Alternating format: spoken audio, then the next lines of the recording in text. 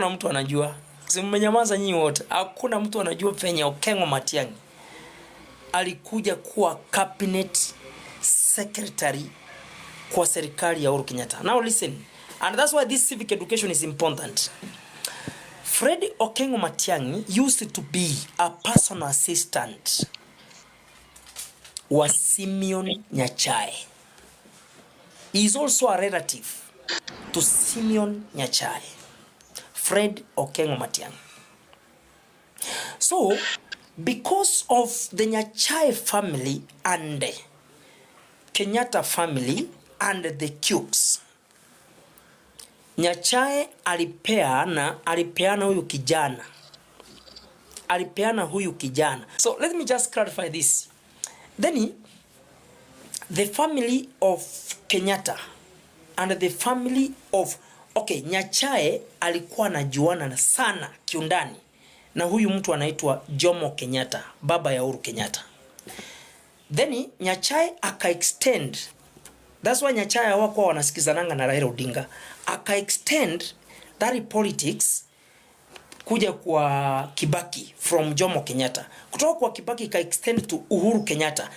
Uhuru Kenyatta is in record. Nyachae akimpatia 2 choppers ya campaign. Moja ikaprandiwa URP, ingine ikaprandiwa TNA. Uhuru Kenyatta, that is Nyachae 2013. Immediately Uhuru won election. Immediately Uhuru Kenyatta won election. He appointed Fred Okengo Matiang'i in the Ministry of ICT. The first 4 appointments, Matiang'i was number 1.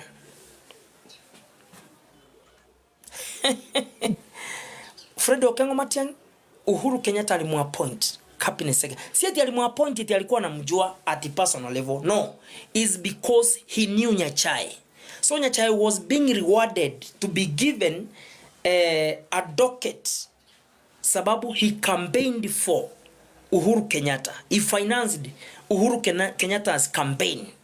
So in return, Nyachae akaambiwa sababu mzee huwezi ingia kwa gava, tupe mtu mwenye tuta-appoint kwa government. Then Nyachae proposed Fred Okengo Matiang'i. That is how Matiang'i came into office. Wakati ukijana Matiang'i ameingia kwa office, alijitetea kwa kazi yake. Alijitetea kwa kazi yake. Alifanya kazi yake na ukakamavu. Akafanya kazi yake na akili timamu. Akafanya kazi yake with energy and enthusiasm. Right? Yani tunasemanga alijitetea. Kazi yake ikaonekana. So akapelekwa docket ya ICT. Matiang'i wa Kenya walianza kumchapa vita wakati alisema lazima tutaingia digital. Wakenya wakakataa. Wengine wakatoa hata frequency. Mnakumbuka Suswa? Frequency zikitolewa media zote, media houses zote zikakemea Matiang'i. Sijui nini? Matiang'i akasema lazima tuingie kwa mfumo mpya. Ndio, alifanya positive dictatorship. Lazima tuingie kwa mfumo mpya. Lazima tuingie kwa mfumo mpya. Watu walikataa. Wengine wakafunja frequency, wakasema sijui nini. Let me tell you. Finally, Matiang'i aka-implement mambo ya digital in Kenya. Ndiposa leo hii ukiamka kwenda kununua TV, unasema utaki digital TV, unataka smart TV. It's because Matiang'i ensured tumeingia kwa mvumo wa digitali. That is now the current impact. Today ukienda kununua TV, unaenda pale kufanya zui, unasema unataka smart TV. You don't want digital TV. You need a smart TV. Why? Because Matiang'i voted hard that we must go digital. That's number 1. Uhuru akaona jamaa huyu amenifanyia kazi mzuri kusema ukweli. Hebu nimpeleke na energy kwa education. Anyoroshe education. Matiang'i alifika education. First day ameingia kwa education docket. He called for a meeting. He came with instant changes. alianza na mitihani. We must give or grade our children with what they deserve, si kupitia kwa uongo. He called for a meeting. Principals wote walikutana na the stakeholders wote kwa mambo ya education. Within a week, significant changes were realized, noted in that docket. Tena Uhuru akaanza kuuliza nitapata tena mtu gani? Akiwa pale kulikuwa na accident. Gari za shule zilikuwa zinakombolewa na walimu. Gari zilikuwa zinakombolewa na walimu, wanahaya, wanakula pesa, maprincipal wa shule. So Matiang'i akasema we must have a general color, a uniform color, yellow, across the country for all school buses. Na akapeana within a week, kila gari ya shule imepakwa rangi mpya. Kila basi ya shule imepakwa rangi mpya. Positive changes. Ndio gari ikikombolewa kwa barabara, ukiendesha gari kwa barabara unajua ile ni school bus imebeba watoto wetu. Uchungane nayo. For identification. Leaders with the policies, leaders with the ideas. Mabasi zikawekwa hapo. Kenya mzima. Basi yenye iko Kalenjin, yenye iko Kisii, yenye iko Ujaluoni, yenye iko Ukambani, yenye iko Kiambu, yenye iko Murang'a, yenye iko Meru, Isiolo, Kapsabet, Kapseret, wapi, Masaini, yellow school bus. That is leadership. That is leadership for identification. Look at those significant changes. Matiang'i going further. Exams. Why should you mark exams for 3 months?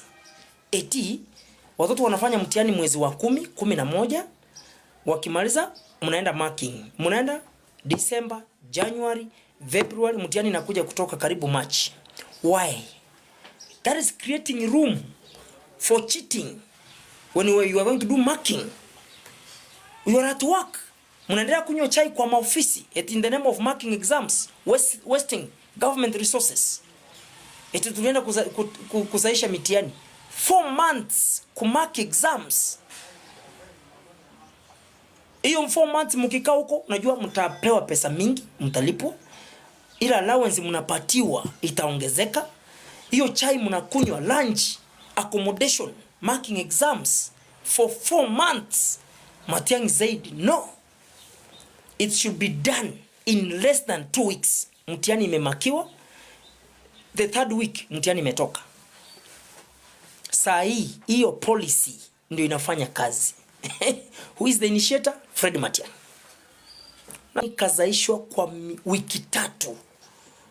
Actually wiki 2. Wiki ya 3 ni kutoka. Do you know why he did that? He did that because the number of teachers who marks these national exams, there are very many in the country. Wakikaa chini, they take a lot of allowance. So kila siku unakaa chini kumaki mtihani, you take allowance. So na hiyo allowance yenye mnachukua, waziri anaikula. Kuna hiyo share ya waziri. Kuna share ya wale mabwanyenye wa kukwanek wanakula. So they had to extend ikae miezi 4 ama 5 kumaki mitihani. Ndipo allowance ikiingia ya kutosha wanafanya cuttings. Hapo ndio wizi ya pesa ya taifa ilikuwa inapotelea kwa education. Mnanielewa? Na hiyo pesa unajua nani anagharamika? Ni wazazi. So Matiang'i said mtihani should be marked in 2 weeks. The 3rd week mtihani imetoka, imereleasiwa.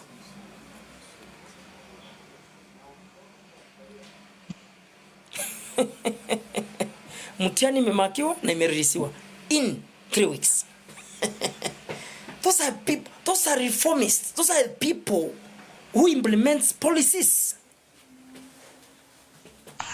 Gen Zs wenye wako smart. That's why walisema mambo ya Matiang'i ndiye tunamtaka hapa. Hata before isemekana Matiang'i anatakikana, ma Gen Z walimu-identify because they saw this coming to the docket.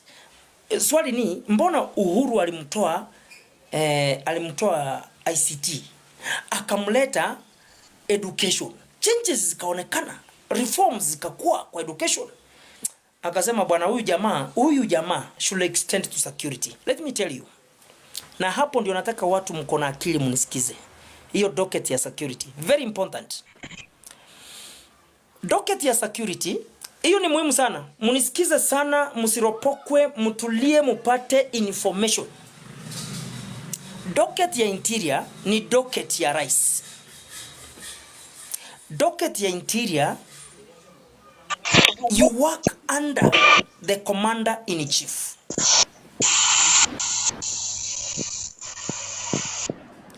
Mike G anasema unapenda uje TV. TV tuko ndani. Oh, ndani wapi? TV unataka. Docket ya interior ni docket ya the commander in chief. Hiyo kitu nataka hiyo ni muhimu. That's why across the country ukienda kwa ofisi ya chief unapata interior and coordination. Ukienda kwa ofisi ya assistant chief, interior and coordination. Ukienda kwa ukienda kwa ofisi ya DO, sijui nani, DC, BC, sijui county commissioner, inaitwa office of the president. They call it office of the president. Ukienda kwa hiyo office, hata kwa chief yako pale. Leo kuna watu hata wajuangi hiyo kitu. Ukienda pale mashinani kwenyu, kuna hiyo ofisi mmeona office of the president. Unashangaa kwani hiyo ofisi ni ya Uhuru Kenyatta? Hapana. The docket of interior lies in the office of the president. And again, controlled by the commander in chief. Is the commander in chief of all the armed forces. Hiyo docket, you work with orders. You work with instructions. Uhuru Kenyatta hakuambia Matiang'i introduce new passes, introduce yellow passes to schools.